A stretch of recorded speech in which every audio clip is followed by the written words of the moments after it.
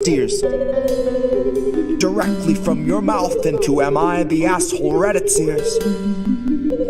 Directly back into the greasy pockets of some Gates Foundation financiers. And then directly back into the frantic final thoughts of early trial Neuralink volunteers, staring at the numb and mumbling vacancies where recently had been their peers.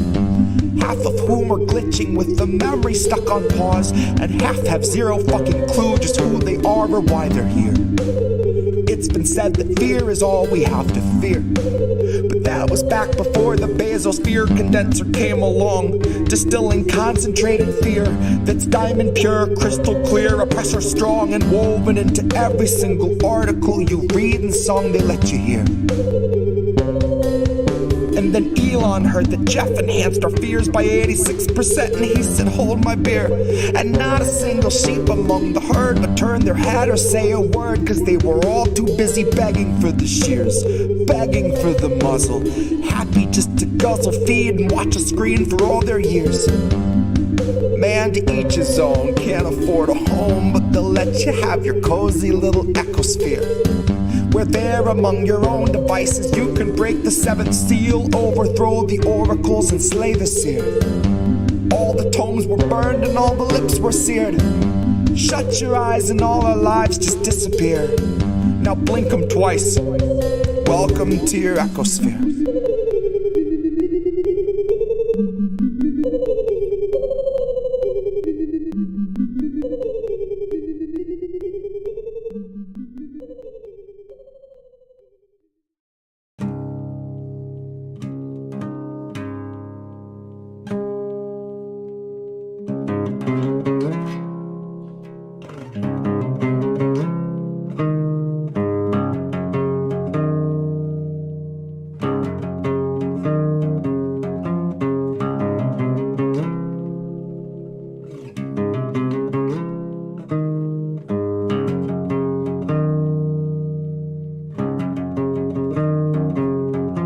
Legend says that Hercules swept Cerberus right off his feet and effortlessly set him down softly as a songbird.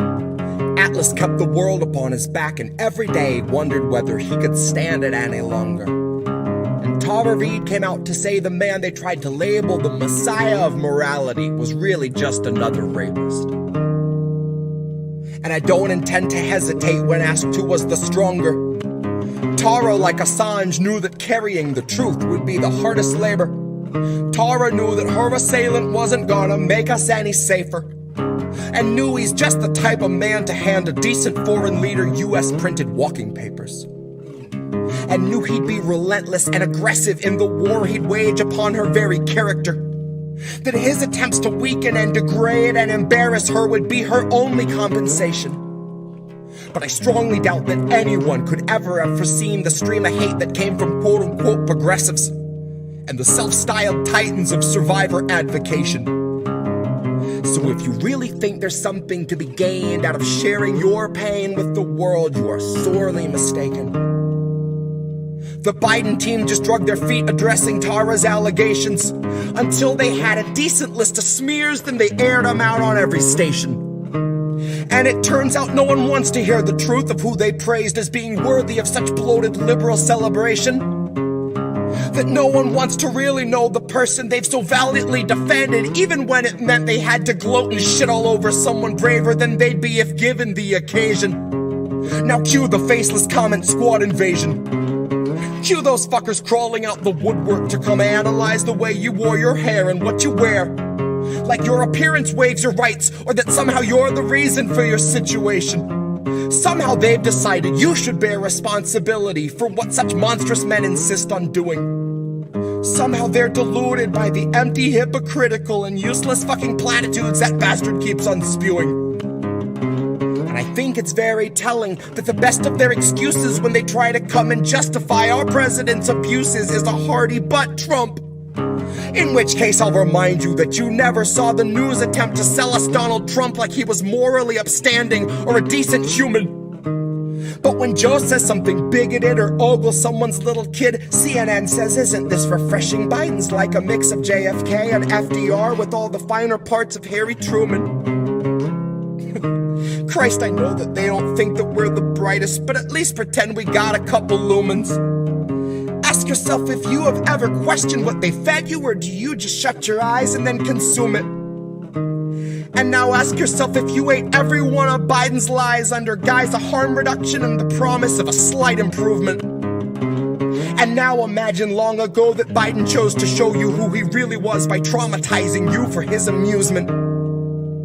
Now imagine that you watched him touch a Bible with those filthy hands, and then assume the power of the highest seat in all the land, of knowing your attacker wields a global coalition born of 3-letter agencies who'll make a life's mission out of trying to discredit you through lies, damn lies, and collusion. Big tech is never gonna separate from our surveillance state. Fuck's sakes, they're just a breath away from total fusion. So there will come a time where even if you see the light, your voice will never reach the sky through all the bots and all the noise pollution. So trust us when we tell you that the masking of abuses is perhaps this country's oldest institution. And I know nothing nobler than facing it in honor of the truth when you know that the people holding power have been neutralizing truth since there was wet ink on the Constitution. So know that Tara's truth is something crucial to the movement.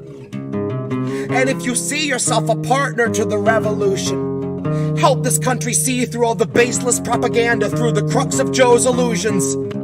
And recognize that Tara Reade gave everything she had so she could tell us what the truth is.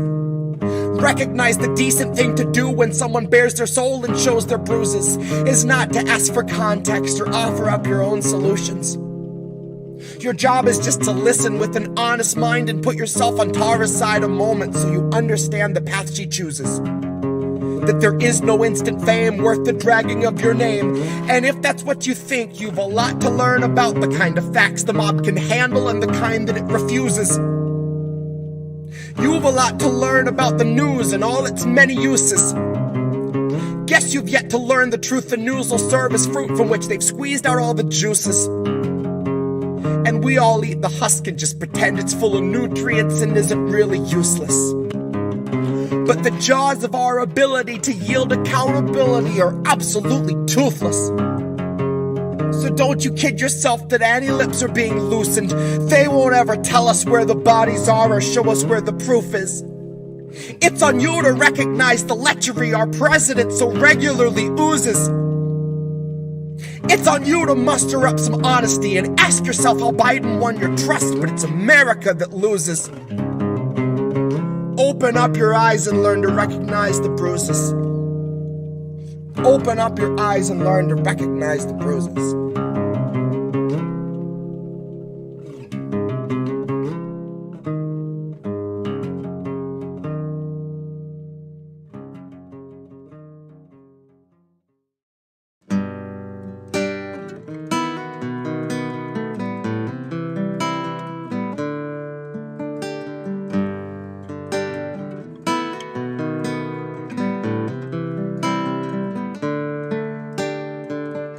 They'll gladly pay you by the hour for a minute or so, so you can sign off on the towers where they'll piss on your home. And if you feel like you're just powerless to answer them no, it's 'cause you are.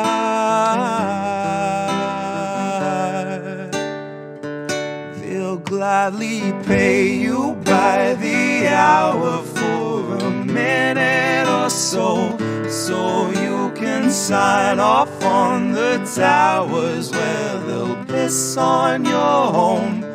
And if you feel like you're just powerless to answer them no, it's 'cause you are.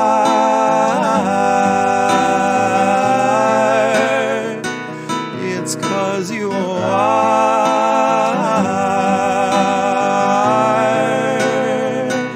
They'll gladly stagnate a living wage, snap the chains, bury it.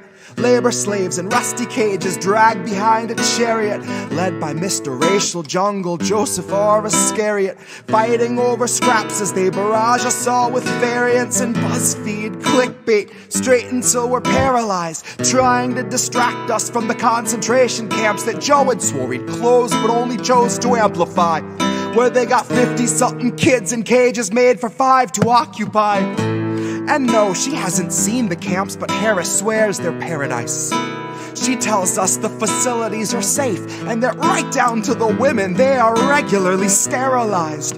Then she throws her head back and she proceeds to laugh, that sort of heartless cackle you'd expect from someone working steadfastly on behalf of the virus and a Congress full of parasites. And where was I? I was busy cashing every blue check, demonstrating plainly all the narratives expected from the verified. I was busy breeding verbal leeches by the terabyte. Train them to exsanguinate the wealthy while they sleep at night. Bleed the oil barons dry and barren. Say they showed us how to share and now we share alike. Tell them I contracted rabies from a feral mic. Now I'm just another species losing sleep to noise pollution and these glaring lights. Forced to change its habits and adapt to just survive. But now it's safe to say that some of us are thriving in the moment, throwing shit on presidential homes beneath the Paris skies. So if you feel like you're just powerless, I guess you bought the lie. But I can tell they're petrified of our collective might, 'cause I can hear those gentrifiers weeping at the sight of our collective rights. And I only can imagine the intensifying fear of knowing revolution's near, and all that's left to do is simply wallow in the thick anticipation of a rabid bite. And baby, one day you can ask your leaders just what that was like before you grab a slice. So if you think you're powerless, allow me now to change your mind. Honey, if you think you're powerless, allow me now to change your mind. See, they'll pay you hourly, tax them each apart, and build a shining tower out of loopholes and cards, and tell you that you're powerless to keep you in the dark, because you aren't, because we aren't. You see, they'll pay you hourly, tax them each apart, and make you build a shining tower out of loopholes and cards, where they'll tell you that you're powerless to keep you in the dark, because you aren't, because we aren't.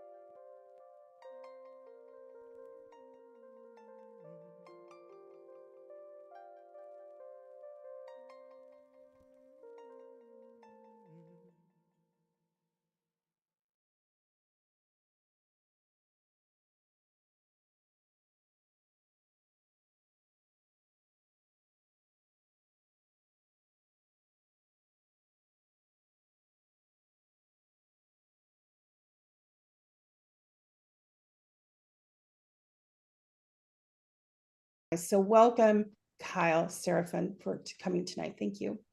It is my pleasure. Thanks so much for having me. Yeah, and we kind of started chatting at spaces that Mario is doing, and Tara Bull. Yep. Yeah, and I have met some really wonderful people there, and you're one of them. So thank you for coming on the show.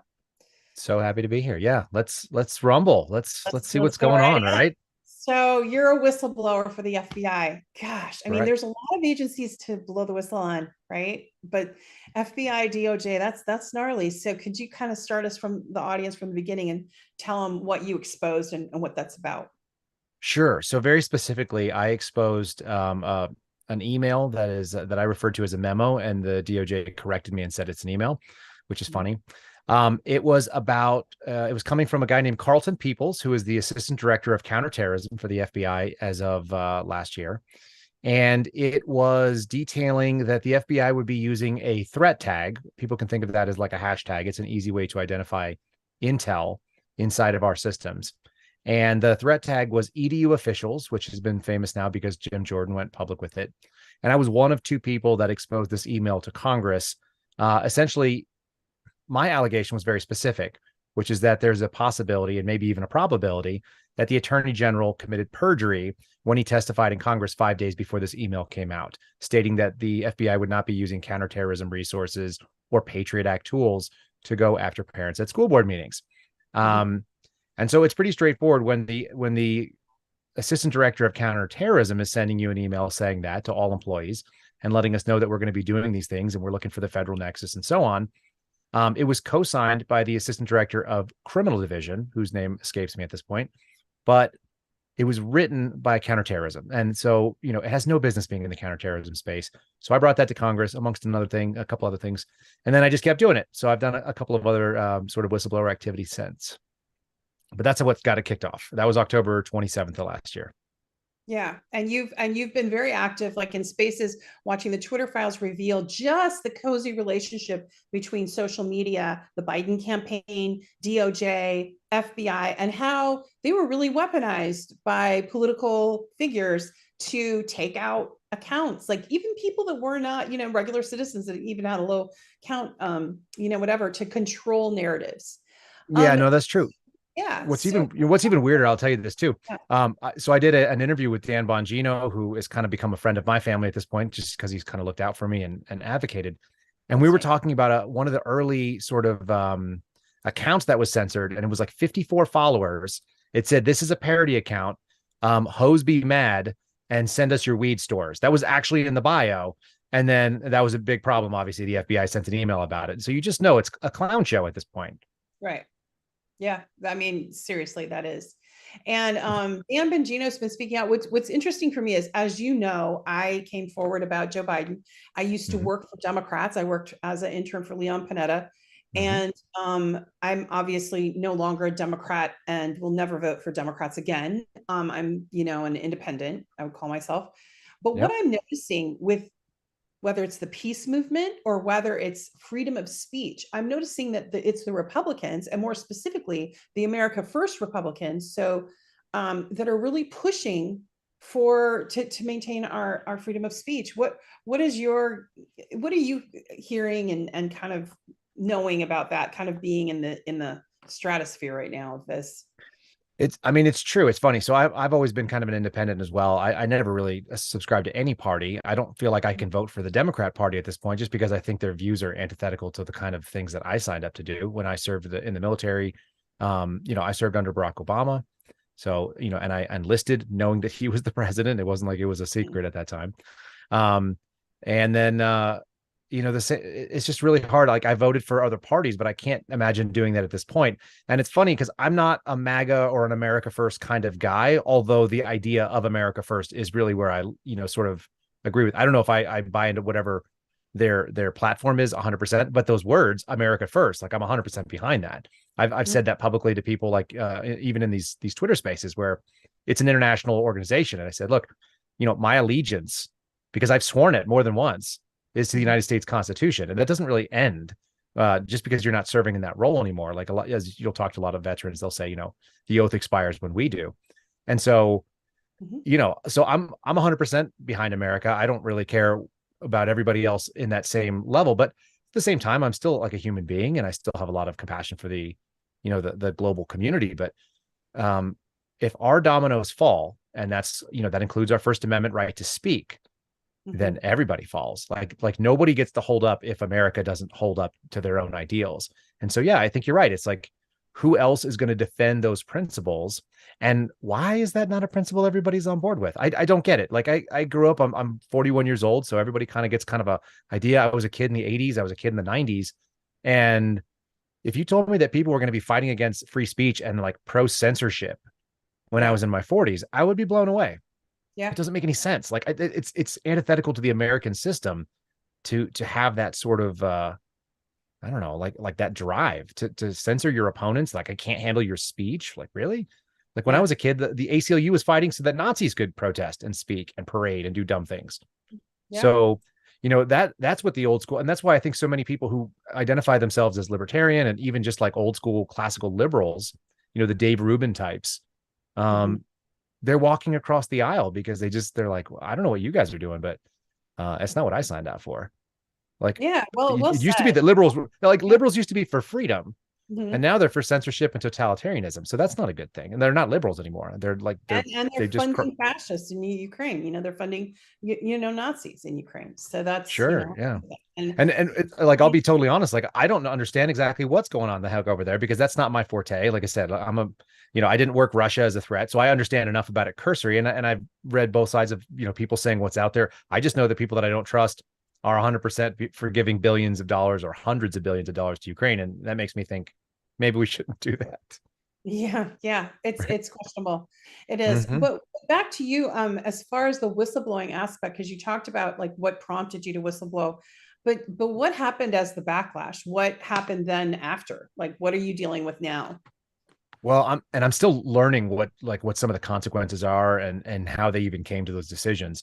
But essentially on October 27th, I went to my congresswoman. That was fine.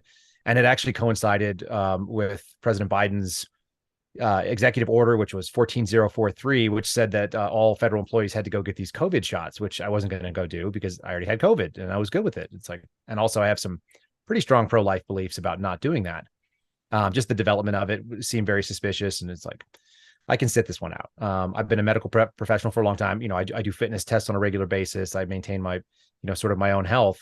And I've been a paramedic for a decade. And it's like, I have a little bit of understanding of medicine and I just don't want this. Like, I should be able to have that choice. So, these things happen simultaneously for me. I mean, within like a couple of weeks. And if anybody knows anything about the government doesn't move quickly. It slowly like steamrolls towards you and then tries to screw you over. And so, you know, what the motivation was is really difficult to say. It's like, was it because I said no to COVID? Was it because of the whistleblower thing? I'm going to hazard the guess that because there was another gentleman in my squad. My squad only had 8 agents on it. He was also unvaccinated. He also refused to test for COVID at some point. He just stopped doing it. So on a day when he and I were both in the same place doing the same activity and had not tested for COVID, which was part of their policy that they made up out of thin air. The only difference between the two of us is that I was a federal whistleblower and had brought this email forward, and he still works for the FBI. He still has a paycheck. As far as I know, he doesn't have any troubles with them. I was removed from my pay that day, the same day that he and I were out in an outdoor area, working together, doing a training. Wow. So for me, that cinches it's like, what's the difference between these two animals? One of them's a whistleblower. So for me, that's what it is. And what do? You know, they pulled my paycheck. They suspended my security clearance. They have, I would say, impugned my honor by saying that I was unprofessional with the police officer, which has never happened. I don't think I've ever been unprofessional with a cop. And what's fun is that people, you know, you're on Rumble right now. They can literally go onto my Rumble channel and watch the 3.5 minute interaction and make their own decision. I will suggest to them that they will not be impressed and that it was not very interesting at all. It was a very benign, you know, 2 guys in the desert.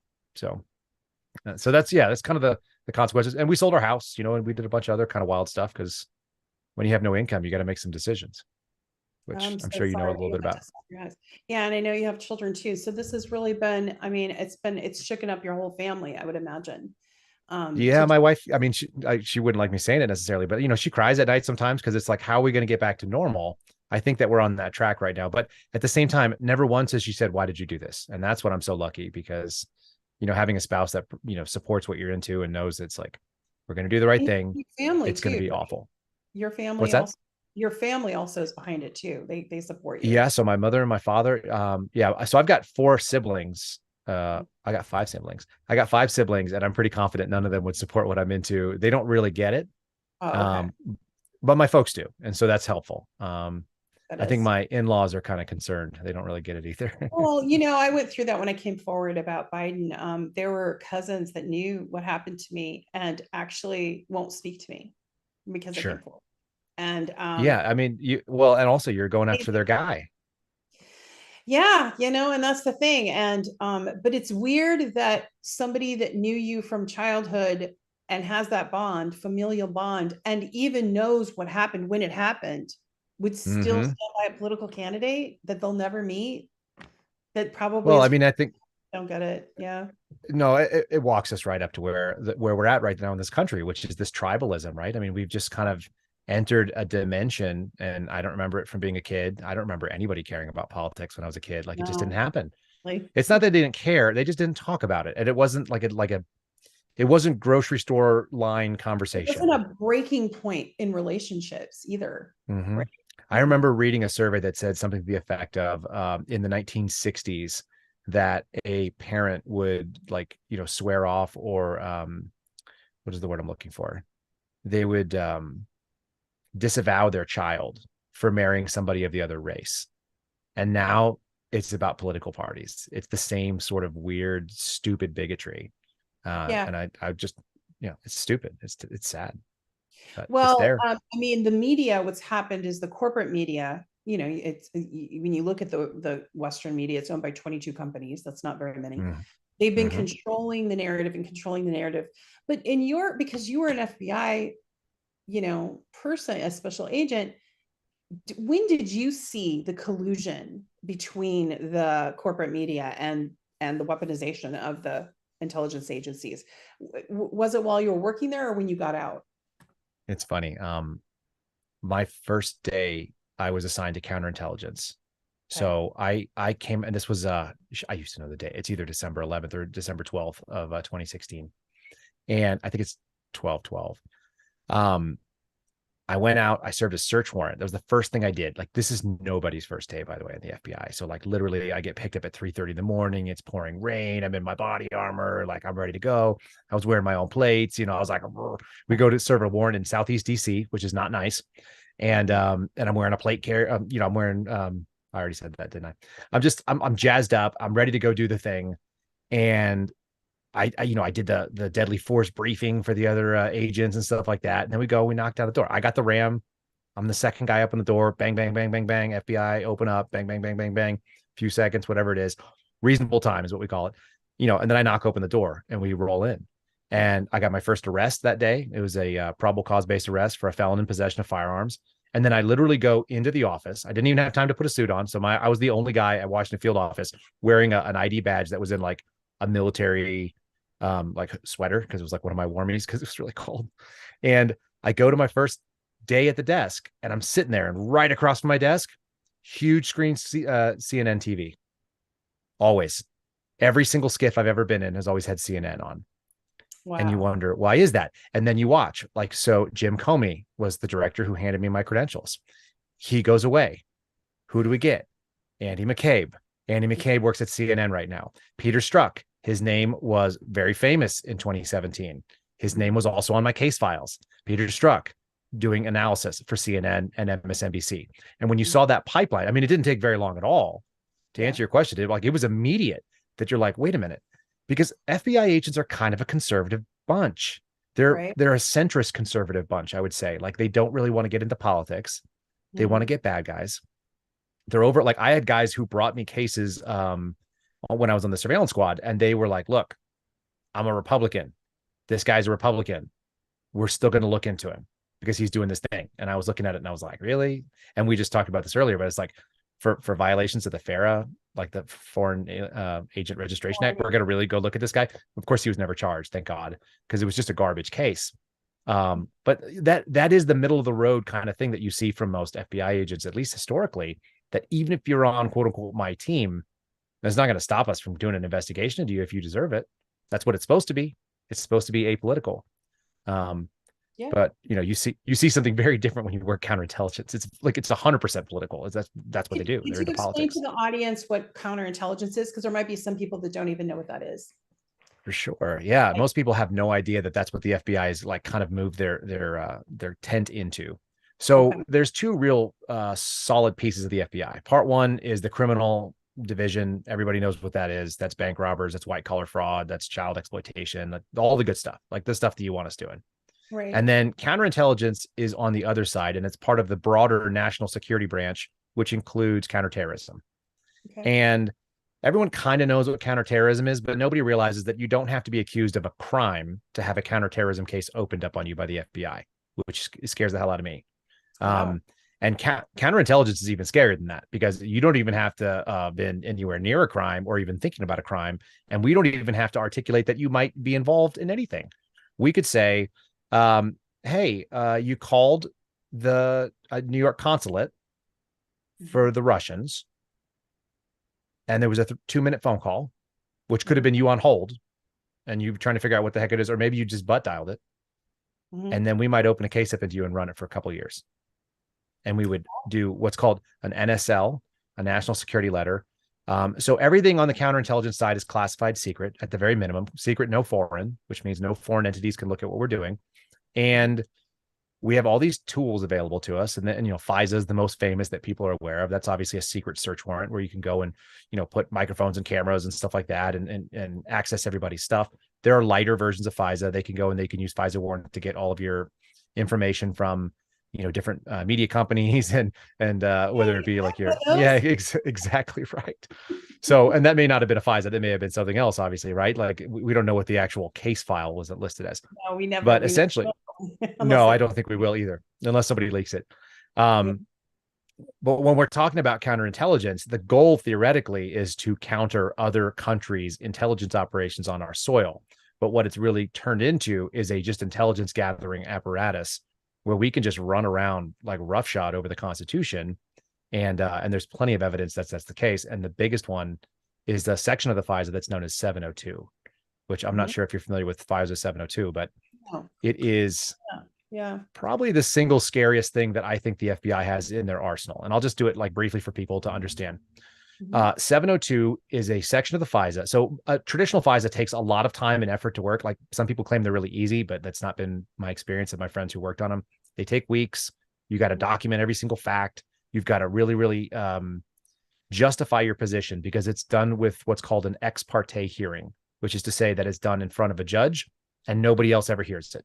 So it's FBI attorneys, the secret FISA court known as the FISC, the Foreign Intelligence Surveillance Court, and then that's it. That's who's in the room. So, if you're the target of this, you will never know. You don't get to defend yourself in court, and they're going to go out there and they're going to just do this thing. So the FBI theoretically is supposed to put all the information out, whether it's exculpatory or otherwise, and then show that, like, they warrant the search and the intrusion into your life. 702 is not like that. 702 I've written up in a morning. It's a couple of paragraphs of justification. It is only allowed to be done on people that we can document are foreign. They have to be foreign entities that are in a foreign place that are working. I'm trying to say this in a way without crossing any lines. Foreign entities in a foreign place that are working on behalf of a foreign government or foreign power. Okay. So not U.S. citizens. No, not U.S. citizens. So this would be, easiest example, Russian spy living in Moscow. Okay. So we'll write that up because we've identified this person. We've identified facilities, which is going to be phone numbers or emails or whatever else. And so then we have this, and this is all in federal law. Like there's nothing crazy about like what I'm saying right now. This is just a tool. Here's the thing. When you give a tool like this to someone like me, who's a criminal investigator, an FBI agent, like there's no such thing as special agents. That's a made up title. The job title is criminal investigator. It's an 1811 series federal job. Okay. And everybody has the same job description. Doesn't matter if you work for the Small Business Association or the Commerce Department or Office of the Inspector General or the VA or whatever. Everybody's an 1811. That means they're a criminal investigator. And so people who are criminal investigators do what? They look for crimes. Right. That's what we do. The only crime that's really obviously, there's a couple of them in counterintelligence. The only crimes that we're going to talk about are espionage spying activity, leaking of classified material and moving these things around for a foreign government. And then counterproliferation, which is like moving technologies. So there are things that could be moved like night vision, you can't move over, or weapons, guidance systems and stuff like that. Right. That's pretty much the big ones. Like counterproliferation and espionage are the big crimes. There may be one more that I'm forgetting, but essentially that's it. So I guess FARA is one. Not really, but it is. And so if somebody is engaged in that, those are the people that I want to catch, right? Because I'm a criminal investigator. I'm looking for the crime. Right. When you're working in a job where you don't get to do that, because my old job, I didn't get to do that. What we really do is we look at emails from said Russian spy in Moscow, and we look for Americans that might be talking to him or her. Oh, I see. And that's illegal. If I look for you because you're talking to somebody in Moscow, if I look for, I find my brother who happens to be doing it. I find a lieutenant colonel who works at the West Point, for example. And that'd be really interesting, right? Like that'd be super interesting. Like that's a U.S. federal employee. He's talking to somebody overseas. Maybe it's about cooking recipes and yoga or whatever Hillary was into, or he's doing something nefarious. So I would want to go and open a case on that guy because it's like, what the hell is he doing? Like, let's find out more about this contact. That seems untoward. And that's expressly forbidden under law. It's called reverse targeting and it is illegal. It's also the only way that I know that 702 FISA can be used. And I've asked some other people about it and nobody disagrees with me. It's the great equivalent of saying TSA officers are looking for weapons for people who are trying to take weapons on airplanes. Right. Here is a metal detector. Send everybody through the metal detector, but don't use it to identify weapons. Like you can't do that. How's that going to work? It's just not happening. They're still going to do their job.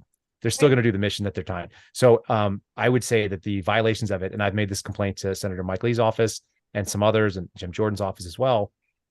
It's wildly out of hand. And I'm not the only person who thinks that way. There's a vast number of people that have a good grasp of civil liberties that realize that's a problem.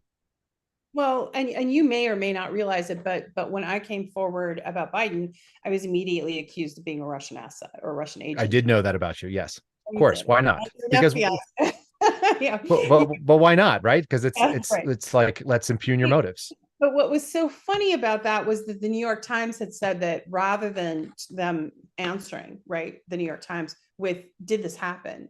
Or who, they would simply fax over documents of things that I said in public that were anti-imperialist or considered, Russia friendly or whatever in response. And they were like, well, that doesn't answer the question.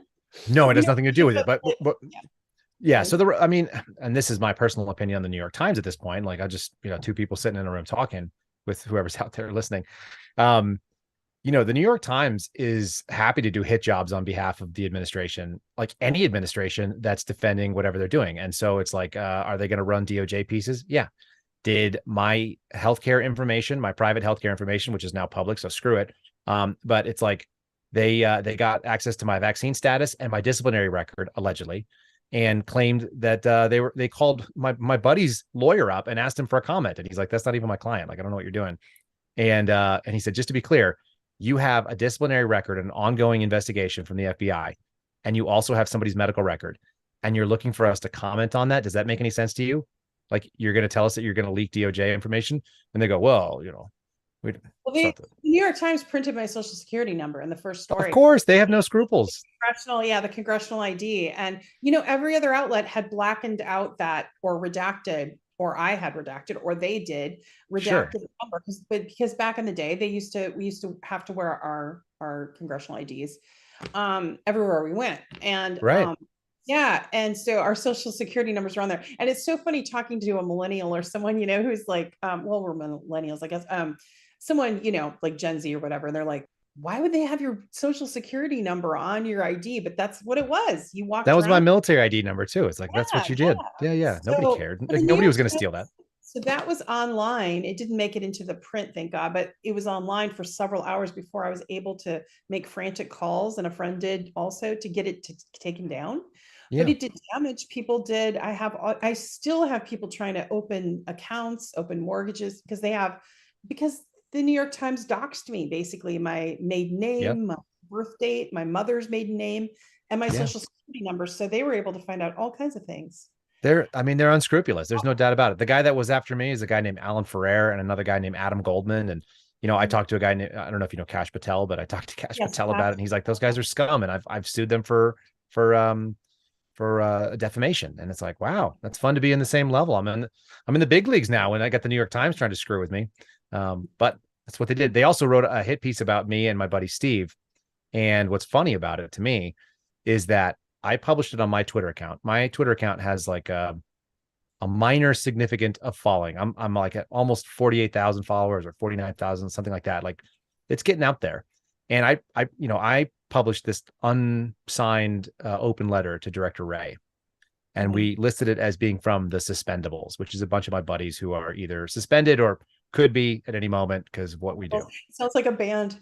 There you go. Well, we were thinking about the Sly Stallone movie where it was the Expendables, like nobody wanted them anymore, but they all had a bunch of skills. It's like, that's kind of us. Like we got a bunch of skills, but the FBI wants to screw with us. And so, we did this open letter, and the New York Times went down. There were 45 questions. I only remember that because I remember that Trump was number 45 and there were 45 questions. It wasn't on purpose, but it just seemed like a good number. Yeah. And they went down to question number 25, where we asked some pretty pointed leading questions about a guy named George Pirro, who is a known dog. He is just a sexual, sort of power predator within the FBI's Miami field office. I'm trying to see. I think I'm comfortable saying that. And like anybody who's banging multiple support employees, like what the hell are you going to do, right? So that's what he was doing, including somebody else's wife, and then had a falling out with one of them. And she made an allegation that she was being mistreated because of a sexual relationship, which should have never happened because, of course, he was the boss, and that was his responsibility, not hers. Regardless, obviously 2 to tango, but still he can't treat her poorly afterwards. And so he did. And then the FBI sort of like covered it up. And the investigator told one of my friends, because I just know everybody at this point. One of the investigators told my friends, like, it's their own fault. Like he tries to get pictures from everybody and he's like trying to sleep with everybody. Gross, all gross. And then the New York Times decided to try to defend this guy. And so I just responded to him with the Inspector General report where he's not named. And I just said, this is the guy you really want to hang your hat on in your reputation. You went 25 questions deep into a 45 question, document.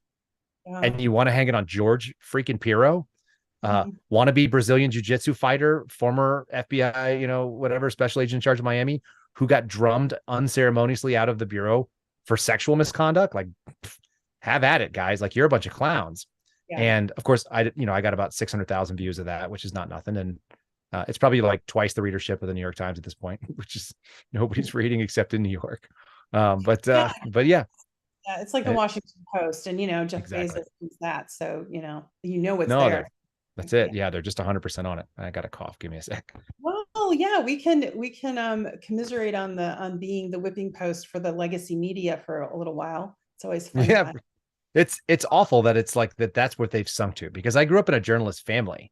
My father worked for CBS for over 30 years. He was in radio. I was born, like, I had a microphone in my face when I was 3 years old, and I was recording promos for KCBS 740 AM, which is the flagship of CBS's West Coast, right?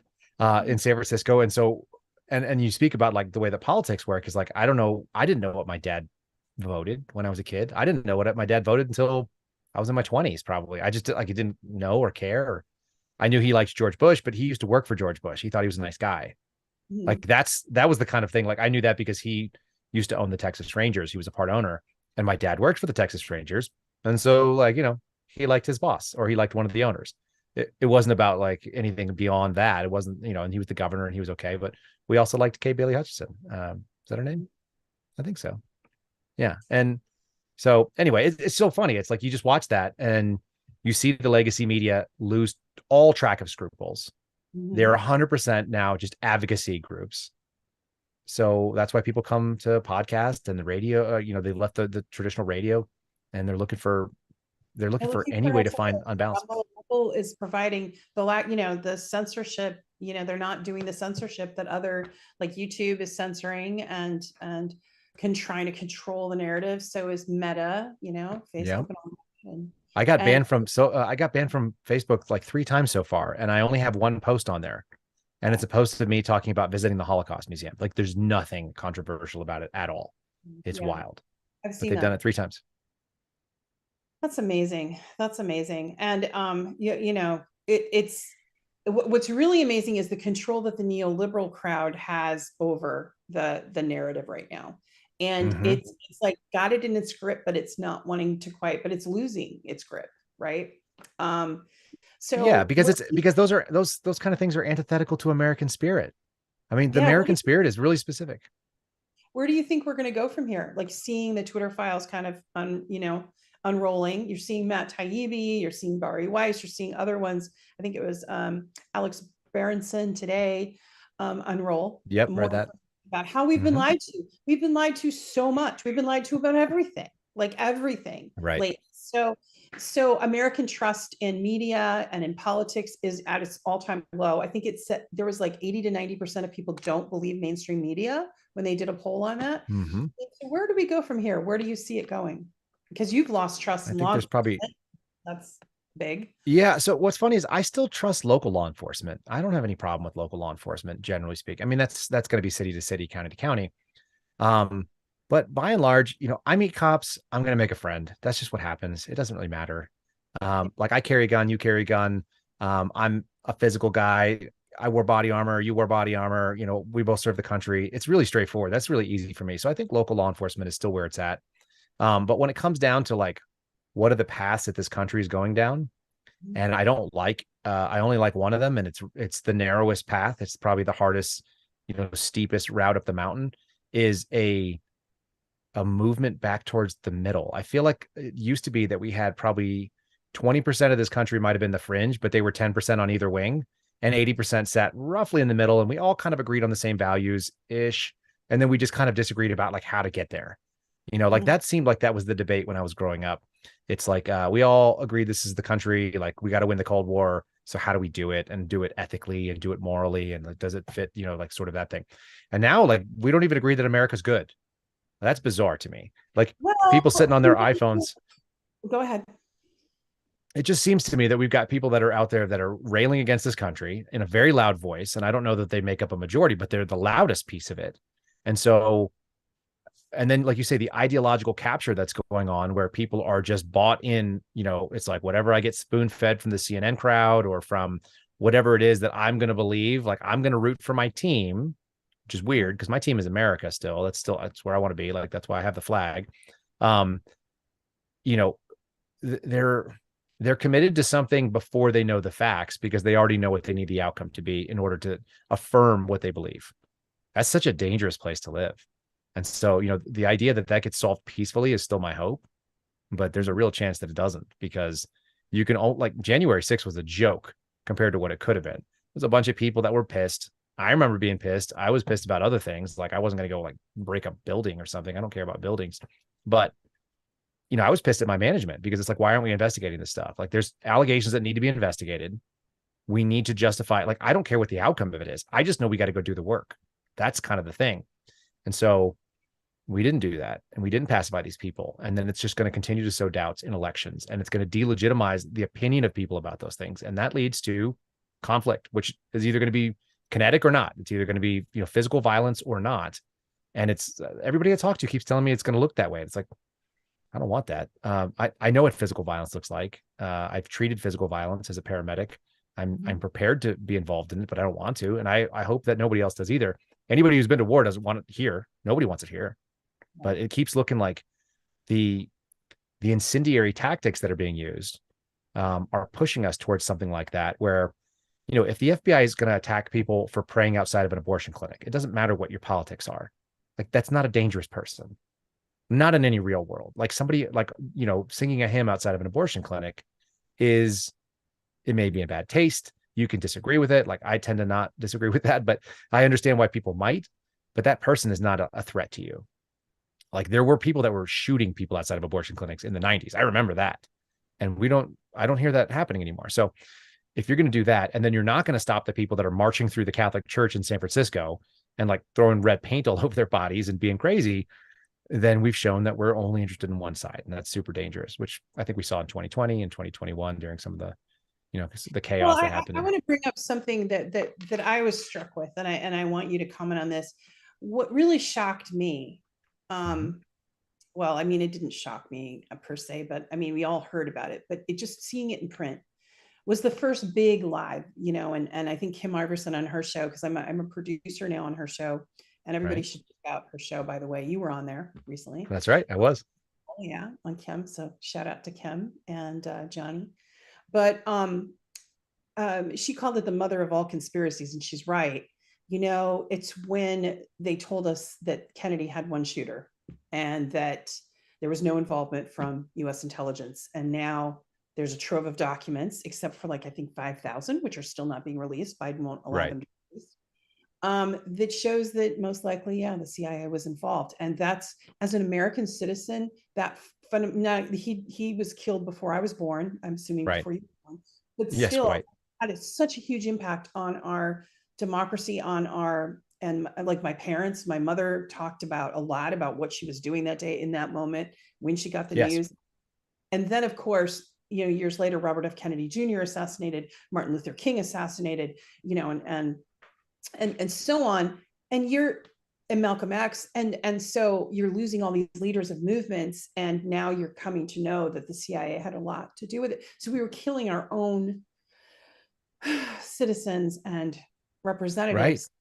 It's just, I mean, well, that's when trust started dropping. When the conspiracy started forming about those things, I think people fundamentally lost. Like, it's not normal to think that your government is spying on you. Yeah. And that is it. I think that you would readily admit that your government is spying on you. Yeah. And I know for a fact that the government is, and I'm not going to, like, the word spying is probably wrong, at least for like specific accuracy, but like surveillance, no question. Yeah, surveillance. They're you know, pulling files on you. They're getting your credit records. They're getting your, you know, places you've lived. They've checked your social media. Not everybody, obviously, like people that are on a certain list of approved targets. And like I said, some could be contact cases because you made a wrong phone call. Some could be because you're friends with somebody. Some could be because you're now politically inconvenient. Like that seems like that's on the docket at this point. And that's, what's that?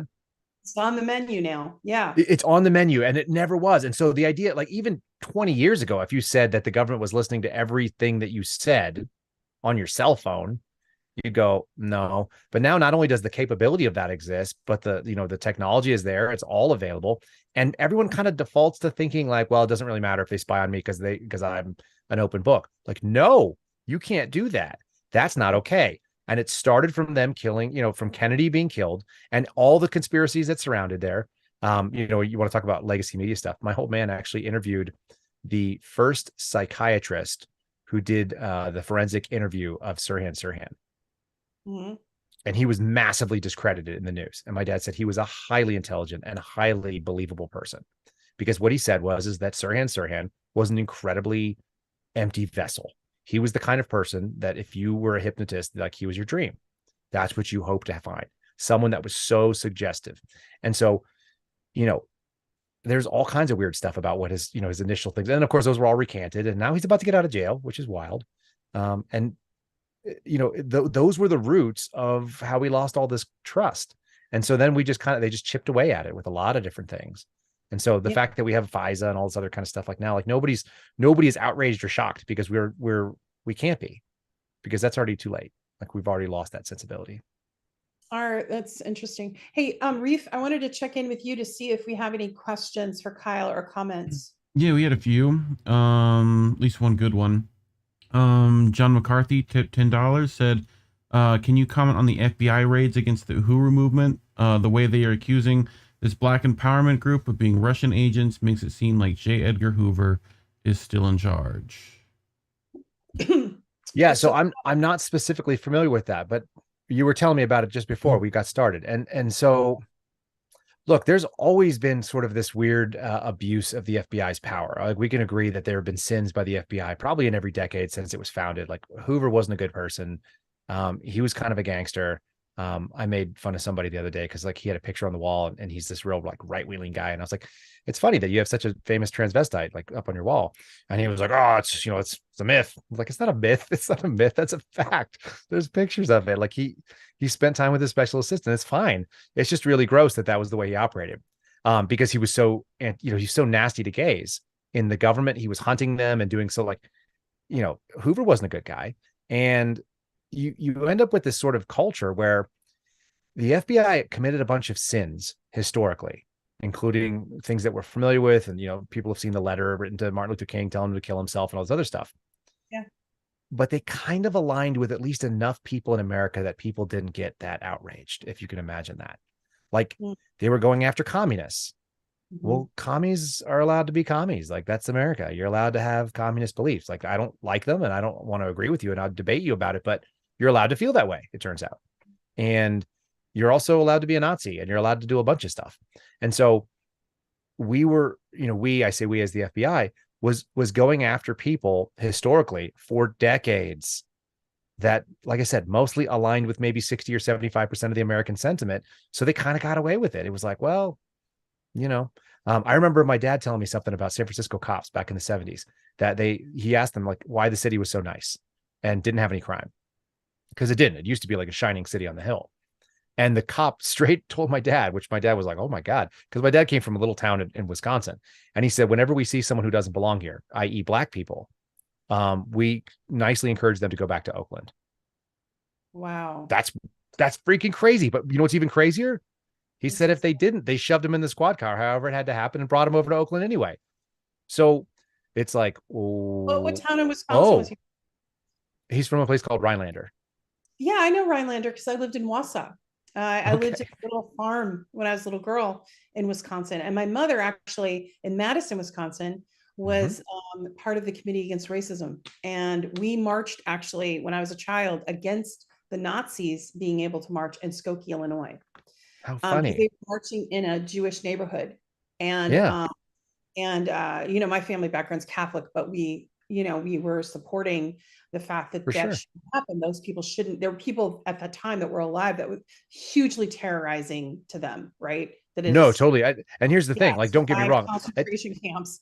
And so they wanted to march down their street. And it's like, so the protest was, like a time, place, manner. Like, that's not the right place, time to do that. Exactly. Like you have a right to protest and like march around and be an a-hole. Like, I'm for it. I just have a right to terrorize a neighborhood. Correct. But if you're going to go scare little kids, like, you're probably going to deal with dads who want to hurt you. And then, like, that's the consequence. I'm not saying there shouldn't be consequences for being an a-hole either. Like, I'm pro consequences too. It's one of those difficult fences to sit if you want to be someone who really believes in American principles. And it's like, you've got to agree that you're willing to die for someone else's right to say something that you would, wholeheartedly disagree with all your being. That's kind of the oath. And that's a real tough thing to grasp at 17, 18, 19 years old. I enlisted when I was 27. I had a pretty good idea what that looked like. And so it's like, it's hard. It's hard to imagine that you're willing to do that. And all the vets that I know that have spent enough time in the military have embraced that. And so, like you say, yes, there's a time, place, and a manner when you can do those sort of things. And obviously, if you're trying to scare little kids, like, you're done. If you're trying to terrorize families. I wanted to come back to the Uhuru movement, where the person brought that up.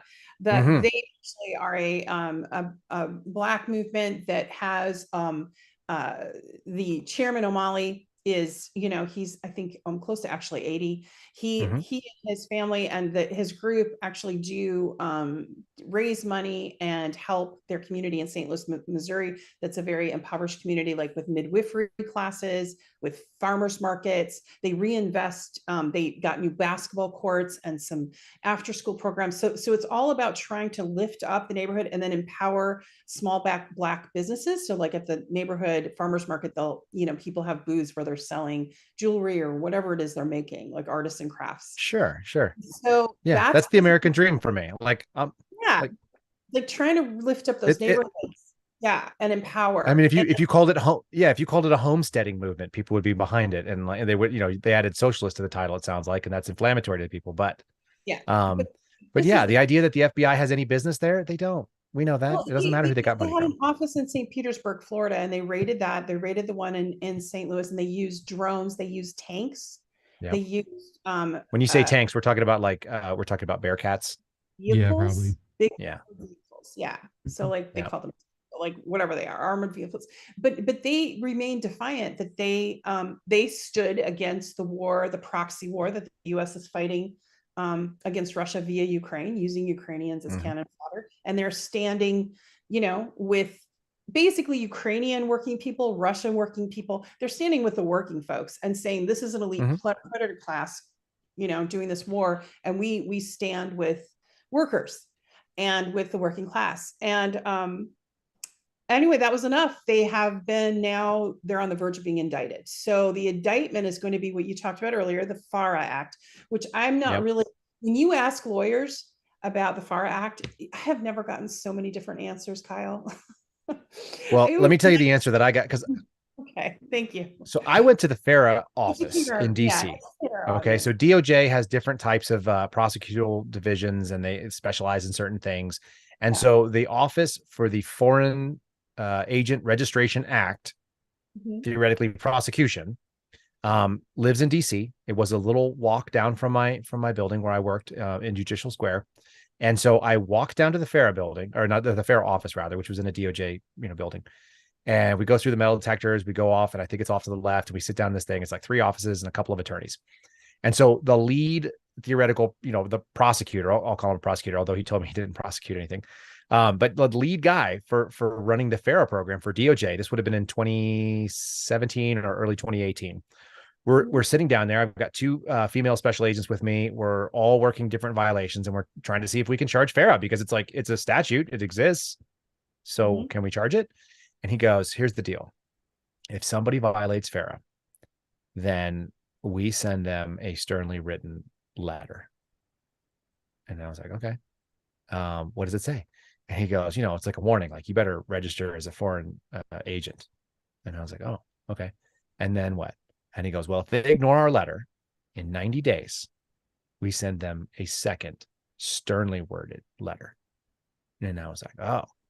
And he goes, and if they round file that thing, toss it right in the trash, then 90 days from then, we will send them yet a third, very, very intensely worded on very official letterhead, FARA letter saying, go do your, register. And that's it. That's the entirety of what they do. That's what they told me. This is 4 years ago. I know that's not the case. We've seen other people that have been indicted by FARA in the last 4 years.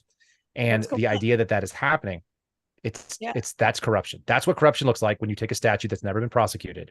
When you look at what happened, and you don't have to like the guy, you just have to know that the FBI doesn't charge 18 USC 1001. That's the false statements to the FBI. That is not a standalone charge. It's taught at the academy. We do not charge 1001 as a standalone charge, period. End of sentence. No further discussion. It's an add-on charge. Okay. And so the fact that Michael Flynn was charged that way and was, forced to plead to it, that's absurd. Yeah, and you saw Maria Butina, who they decided that. Maria Butina, who was charged, and this is what I don't understand. So this is the technical part, and I think my audience would be interested in this. So there's the FARA Act. She was accused of not registering as a foreign agent. Now she's a Russian national. She's in America. She was arranging dinners, friendship dinners or whatever, but that wasn't what she wanted done. And so she was basically not, it ended up like there's an article called The Spy Who Wasn't, right? Because she wasn't a spy. She was just doing this thing, these friendship dinners. But this is the technical part I had a question about. What they got her under was the Espionage Act. So how is FARA connected with the Espionage Act? And which is like why? Because apparently she pled guilty only because 90%, or even more, 98%, I think it is, of people charged with the Espionage Act always go to prison. Like you can't get a fair trial. You can't defend your trial, do a lot of things. So could you explain that a little? Like how are those two melded? I don't get that. Yeah, I'll do a poor job of it, and I'll recommend somebody that you can interview that'll do a great job of it, because I am not an attorney. And so my, experience of it is such that basically we would investigate elements of crime. So if we can establish the elements of the crime, we would go forward. I can tell you that they both fall into the counterintelligence umbrella. So Espionage Act and FARA would be things as I understand it. And I'm very, very likely to be fact checked on this. FARA essentially involves that you are using foreign entities' monies that are tied to a state entity. So it's going to be like, Russian government or some Russian state is giving you cash to do things on their behalf. And the way that you violate it is by not saying that this, advertisement this message or propaganda that you're putting out is funded by the Russians. If you don't say that it's funded, like for example, Russia Today, right? RT.com, like they're fine. Like everyone knows who pays for them. So they can do whatever they want. That's why it was so wild in the Twitter files that they were being censored. Right. If the Saudi government were to come and give you a bunch of money and say, hey, visit the kingdom, and so you're going to run an advertising campaign about how great Saudi Arabia is, but it doesn't say paid for by the Saudi government underneath it, or, registered agent of the Saudi government is providing this information, then theoretically you could run afoul of that. And then it gets kind of iffy when you start advocating on behalf. So if you're a lobbyist on behalf of a foreign power, that can be kind of sketchy. And so that's where they kind of cross these lines. Generally speaking, as my understanding is that they like to overcharge this stuff and then you plea under it, which is what they would have done. They scare you with a big felony and then you plead to something light. So that's what would have happened in this case, as far as I could understand what was going on. And that's pretty standard for all DOJ stuff. Like they're doing that right now to the January 6 people. Same thing they do. They're and they're even changing the sentencing guidelines, right?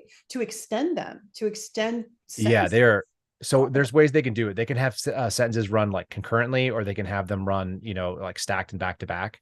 And concurrently may mean that you got, 5 charges for 5 felonies and they're all 5 years. And so like you get 5 years. But if you're running them back to back, obviously you're going to get 25, up to 25. So you can play with those and make them much scarier than they necessarily have to be. And I think that's what we're seeing right now, because we have this sort of processes the punishment, scare the hell out of everybody, teach a lesson. We've got judges that are really sitting in these ways. And when it comes to political prosecution, and whether you like it or not, like all counterintelligence, like I said, it is sort of political, because it's one, political entity of another country and ours. And then it's like, how badly did you violate it?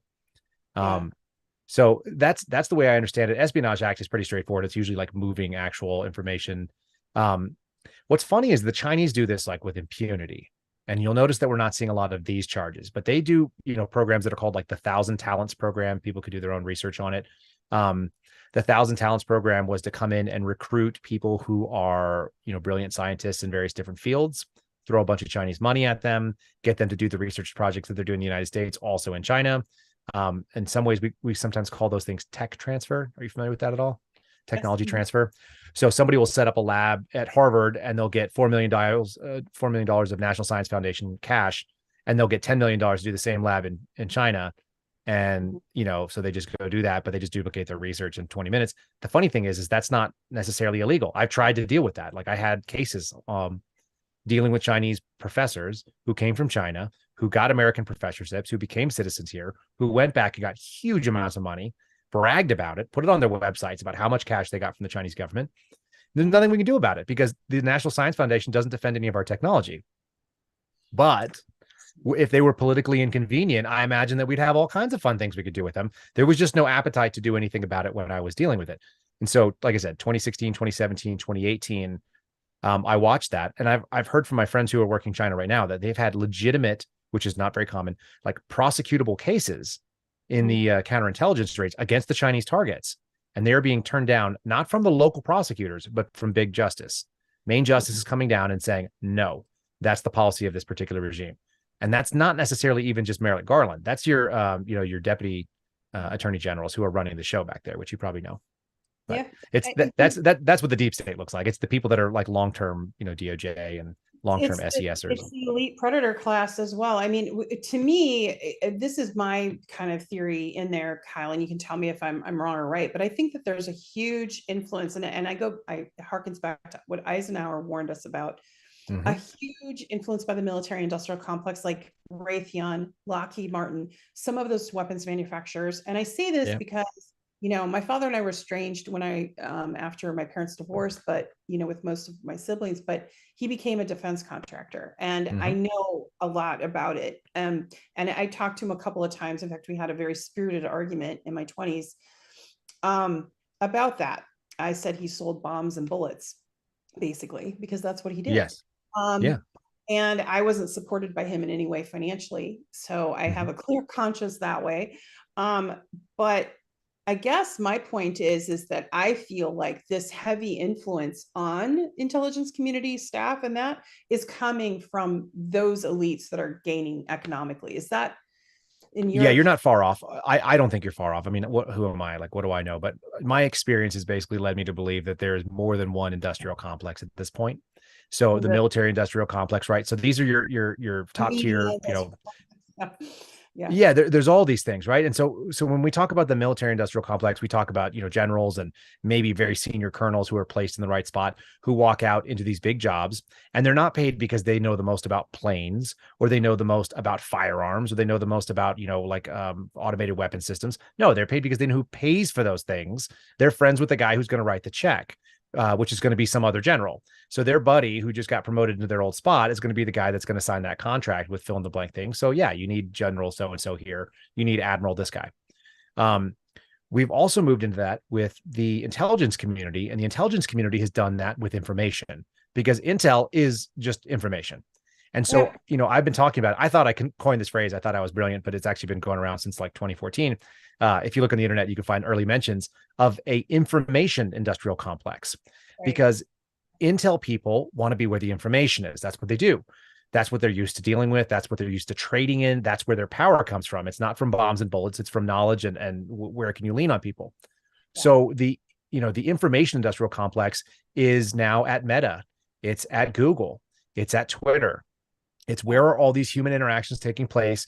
And beyond that, it's also even further into some of the other kind of tech platforms that are a little bit more fringe, whether they be like a Verizon or a T-Mobile, that kind of thing. They're also in your Roku. They're in your Samsung TV. Jill Sanborn, who was the what was she? The executive assistant director, or maybe she was just the assistant director of a national security branch, I want to say.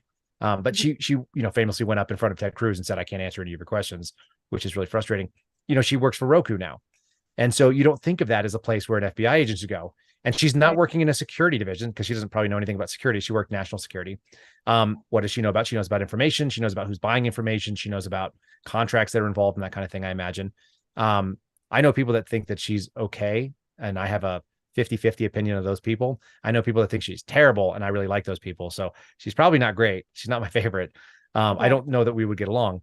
But when they're out there doing these things, that, you look at the Jim Bakers of the world who were out there at Twitter that were like actively like censoring while they were doing the release. The CEO of the company said we were going to do transparency, and Jim Baker's like, no, because that's going to make me look really bad.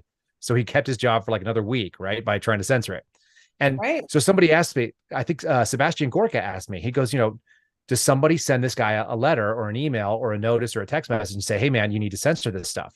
And I was like, it doesn't have to be. The whole point of the industrial complex is that that's all they know. So of course they're going to defend it. They defend it by their nature. The same way your dad would be like pissed about talking about, bullets and bombs, which is funny because if I was in the bullets and bombs business, I'd be like, yeah, I'm exporting freedom, like deal with it. I don't get particularly hot about people using military technology, because I've been on the beneficial side of seeing what it could do in the right hands. I don't think it always is. I obviously disagree with like plenty of wars that we've gotten involved in. But it saved some of my friends' lives. We've gotten rid of some really bad people. My friends who have been on the front lines in Syria were dropping bombs on bad dudes that were trying to kill people that they liked. So I don't know, like it's hard for me to take a real hard line on that, but I can tell you that I don't want censorship of American citizens, even people I don't agree with 100%. I don't want that from anybody. And I don't want the FBI sending emails saying, get rid of it and making it happen. Here's 5,000 accounts, get rid of those. I'd be pissed if you took away my Twitter account. $3 million. Here's $3 million for the information harvesting. Yeah. Right. I mean, so there. Yeah. You got one more question. Where is, I had to go back to it. Is there any movies that you think are accurate about how the FBI works, or books you feel like yeah. Or is it propaganda? So is there any movies that really reflect the job, or are they mostly propaganda, Kyle, in your opinion? And they're mostly propaganda. John Wick, right? No, none of them. So there's a really good book that's there's a really good book that's called The FBI, They Eat Their Young. That was recommended to me very early on. I think that's really good. If people want to learn about how the FBI does counterterrorism, there's a guy named Trevor Aronson who reports for The Intercept. And by no means do he and I agree on everything, but we've had a number of long chats about things and problems that I have. And he wrote a book that's called Terror Factory.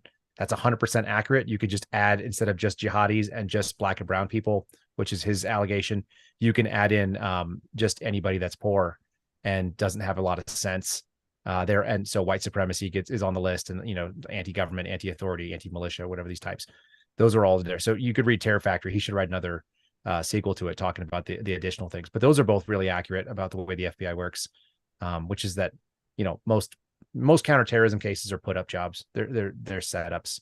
They don't have to legally be entrapment for them to feel morally like entrapment. And if you went out and read the complaint on all those, like, you'd know it. So those are them. There's a couple of books on whistleblowers. There's a woman named Rosemary something. I can't think of her last name, but she wrote a book about FBI whistleblowers, men and women that were basically just abused by the system. That's all accurate. Internally, the FBI has always screwed over anybody that didn't defend the Bureau first. So, I mean, it wasn't like I didn't know what I was getting into. I knew what I was getting into when I did this.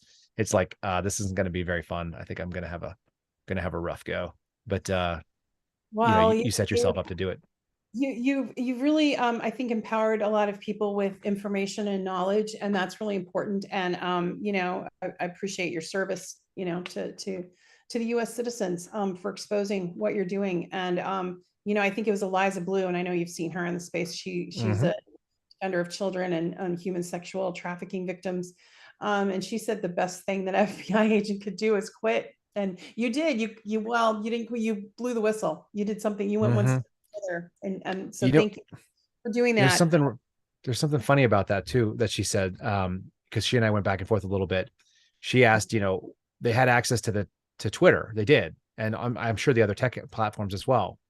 And she said, you know, why didn't they use their authority to try to get rid of child sexual trafficking? Why did they go and try to make things better? And I said, the sad thing is that probably never even occurred to them that was a possibility. And so that's the kind of people that are out there. So I don't know if quitting for the people that really do care about this country is the right move. I mean, you're associated with a tarnished brand, no doubt, but you're keeping that spot so someone else isn't abusing it. That was my buddy's comment to me. He's like, you know, somebody who's some left-leaning loony has already picked up your badge and is now willing to go do the things for the regime. So, you know, luckily I have my own guns, but my gun is going to get reissued to somebody that does something that, you know, that probably doesn't have the same sort of principles, or at least the same. Well, they're certainly not going to go to the mat like I did for it, I think. And so there's something to be said about that. Like, I don't instinctively hate people that stay. Like, I don't think that it's more nuanced than that, you know? Absolutely. I think everything usually is more nuanced, right? For sure. And we're kind of in this place where our dialogue gets very, you know, it gets very, right now, they want to give us the sense that we're divided. But in actuality, I don't think the US citizens are that divided. I think that the elites predator class wants us to be divided because then they can get more money. And I think it's true. Basic economics. But I wanted to leave on one last question for you, and then we'll go ahead and wrap up here. What's next for you, and how are you doing, and what is the next step for you, and all of that, and all of this, and your case and whatnot? Yeah, so I'm going to appeal the EEO complaint that I have. I guess that's the only real move I've got, and it's just it's frustrating. So I'm still technically, according to the FBI, an employee. Like, that's the way they look at me. I've been indefinitely suspended. My clearance is suspended. I don't get paid, but they're going to, you know, assume that I'm still an employee, even though, like, no normal person would think that. So that's really weird. And so I guess the next move is pick up a job. When it does, I'm not going to ask the FBI's permission, but they expect me to. They gave me paperwork so that I can, you know, request to earn a living if I want.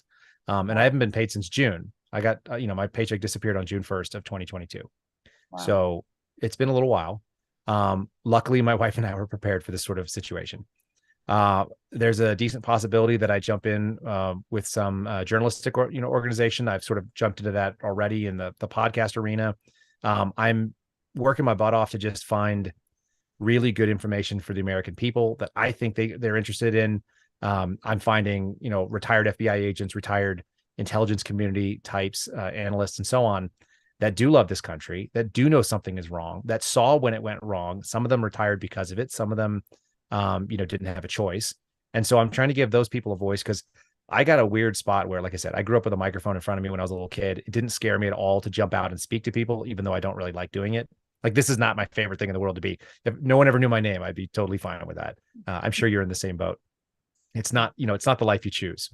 but they picked a fight with a guy that's not going to walk away from it. I'm not going to do that. I've turned down jobs already because the opportunity was not going to be there for me to continue doing this. So I'm going to keep doing FBI, punch in the face whenever it deserves it, as often as possible. I'm going to expose the people you're calling the predator class. It's so amazing how many of them end up like sexual predators as well. We haven't had any articles come out yet, but they're coming. I promise you that they will be released, and you'll probably hear them from Jim Jordan's office when they do this church committee. There is a crap load of sexual abuse and sexual misconduct that goes on within the upper echelons of the FBI. I don't know why they think that's acceptable, but banging the secretary and having your girlfriend go to college while she's getting paid for a job that she doesn't do, that's wild stuff. But these people just think they're above the law. And I know you have such a terrible experience of knowing that.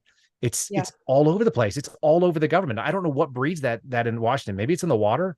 Maybe they talk to each other and they think it's okay, but it disgusts me, and I hate bullies, and I think that's a bullying thing to do. So, I'm going to be a problem for them. And my theory on that is that sometimes it's people that are in it. Sometimes, they get power, like politicians I'm talking about, get power, they get money, and they need one more thrill. So they're upping it. And as a person who studied criminal behavior, I'm sure you understand when you deal with predators that are dealing, they sometimes use the front of a job to get access, right? So it's not uncommon for them to up the behavior until they almost subconsciously want to get caught in a way, or they want that thrill, a dopamine rush. I mean, that's my theory. It's just, it's a habit. It's egregious.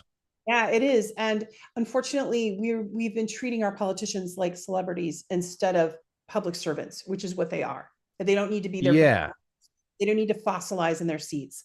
They need to do their public service and then leave and not be multimillionaires doing it. That's amen to that. But like, they shouldn't be like, Obama became the first multimillionaire president. Why did he become a multimillionaire when he was supposed to be serving as a US president for 4 years, 8 years? He shouldn't be a multimillionaire. That's my opinion. I mean, what's so sad too is that, if you look at the original presidents in this country, it was kind of a burden for them to take on the presidency.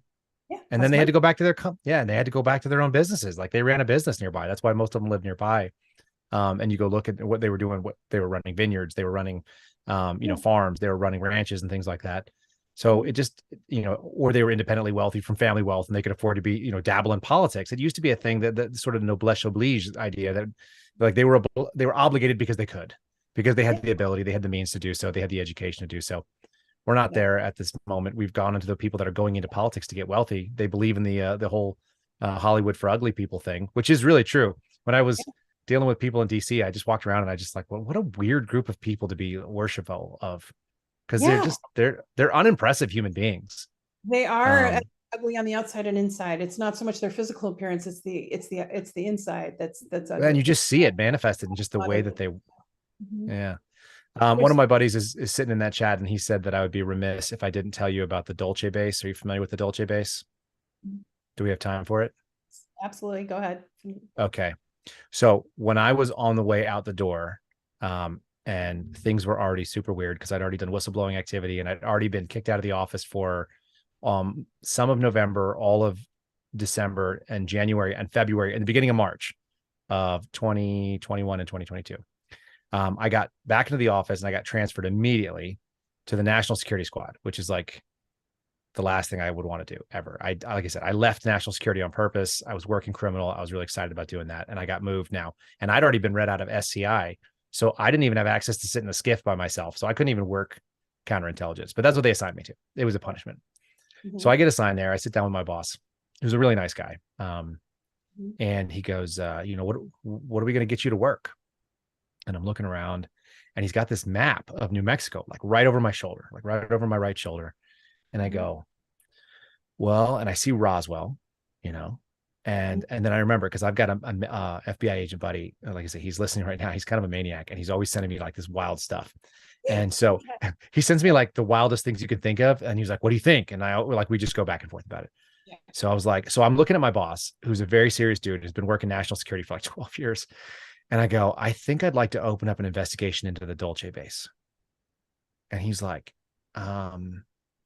yeah, I don't know what that is. And I go, well, it's one of the northern New Mexico DUMBs. And he was like, a what? And I go, the DUMBs, the DUMBs, the deep underground military bases. And he's like, huh. And he's not sure what to do with me yet, because I'm telling him just like this. And he goes, and what is the investigation about? And I go, well, back in the 80s, there was like allegedly like a big firefight between the Delta Force commandos that tried to retake the base and the Greys who were holding it. And apparently even an FBI agent was killed. And I've never really seen anything written up about it real dramatically. So I'd kind of like to know, and maybe I'd go over there, poke around. Like, I don't have anything else to do. I'll just ask some questions, a couple of days on per diem and see what's up. And he goes, can I ask you another question? And I go, yeah. He goes, when you say the Greys, are you talking? Yeah. Are you talking about aliens? And I go, well, what do you call them? And I just look at him and he just goes, He goes, there's others. And I was like, yeah, the blues. And, what are we talking about that? Like, what are we talking about? Can I go up there, or what do you think? And he goes, can I think about it? Something to that effect. And I go, yeah, get back to me. And so then I walked off, and I don't know if he like started laughing when I left, or if he called somebody and was like, Seraphin's off his rocker, like he's trying to look into the aliens. But I feel like if we're not doing that as a federal agent every once in a while, like trying to get on the X-Files, because that was like my deep dream. Right. I feel like we're not doing the American people the service, earning that paycheck, because someone's got to look into this stuff, right? Like, it's out there. I wanted to believe. Out there. Thanks for bringing it in here. But so did you ever hear back from him, or did he never respond? He eventually told me that he was pretty sure that Roswell was a weather balloon. So the working theory from my buddy, who's a complete wild man, is that I wasn't actually eliminated for COVID non-compliance or for whistleblowing activity, but for trying to investigate the real story of the Dulce base and the aliens in northern New Mexico, which is, hard to disprove. It's an elegant. It may not be. It's an elegant theory. That's a really nice way of saying that. Yeah, it's like one of those unfalsifiable premises. Like, we'll never know now. So it's a shame. That's interesting. Okay, cool. I like it. Well, you know what? It's been wonderful talking to you, and thank you so much. And to the audience, thank you for your questions. Thanks for tuning in. Happy New Year again to everyone. Thank you to Indie News Network and to Reade, who is my studio producer, who's been helping make all this magic happen. We're on a lot of different platforms. So please share. And I apparently on Twitter lost my blue verification, even though you're supposed to pay for it now, and I have. So I don't know what happened there, but when did you pay for it? Recently? Yeah, it takes a week or so for it to pop up. They do something. No. I mean, I've had it for a while, and they just took it away. It was the day after that article came up about me being about my my Twitter account being taken under sealed warrants, and the day that later that day, my blue check went away. So I don't know if it's connected. We should ask your friend. We should, and I will do that too. I've got means. Gray or blue? That's what I want to know. Yeah, gray or blue. I would say gray, but that's fine. We'll go with that. But yeah, so I don't know. Someone said because I changed my picture, and that if you do, it takes another week or so to get back. Oh, does it? Okay, so a week. I'm in like purgatory for changing my picture. Okay. It took me about 6-7 days. I think they stretch it out as long as they can just to screw with you. But yeah, I changed my picture recently, and also it took about a week. So. Well, where can my audience find you so they can ask you questions on their own and reach out? Good. Please send me alien questions too, because like I'll just forward them to my buddy and he'll do research. That's his thing. So they can find me at Kyle Seraphin on Twitter and on True Social. I am at Kyle Seraphin on YouTube, although I'm very cautious about posting anything, so there's not a lot there. We have a podcast that is on Podbean, and it's the Kyle Seraphin Show, literally all spelled out, KYLESERAPHIN, like November. The Kyle Seraphin Show on Podbean, and where else? And I'm on Rumble as well, and I put up videos there, and I've got a poll going right now as we are speaking about whether or not I should put up my 35-minute rant with a bunch of documents, including some senior executives' emails in it, because I'm not censoring it, because they sent it to me uncensored, and I assume they would censor anything they wanted censored. So I'm going to post some documents if people want it, but if they don't, the last time I saw it, there was like 700 votes and it was 98% released the documents. So that's where I'm at right now. Yeah, they can find me on any of those things. I respond to a bunch of the stuff. If you send me a wild DM though, and you say some crazy things, and they're not really interesting crazy things, because people send me like wild links and like videos. I don't know Ray Epps. If I could find him, I would talk to him for you. I'm pretty sure I know he's not an FBI agent. Pretty sure he doesn't work for the FBI. And my working theory, if he worked for anybody, was that it was DHS. Some of the entities, because there's a lot of intel parts of DHS. And I've had that discussion with a couple of reporters. And I don't know why we all came to the same conclusion, but I didn't tell them that. And they didn't tell me why they thought it. We just gut instinct. So for the conspiracy people, Ray Epps, unknown. If Ray Epps wants to reach out, clear his name, he can sit on my podcast too. I'll send him your way next. We can all ask him questions. I think that'd be good. But yeah, that's what I got. Yeah, I was a DHS, actually. I was a certified train the trainer for domestic violence victims. So I would train military police and prosecutors and judges about domestic violence. And there's so many entities in DHS that people don't know about. Yeah, they don't know that. I don't think it's there anymore, but it was a training program that helped domestic violence victims with resource, with kind of gathering local law enforcement and military police. And I dig it. It was cool, and about stalking and things like that. Yeah, it was good.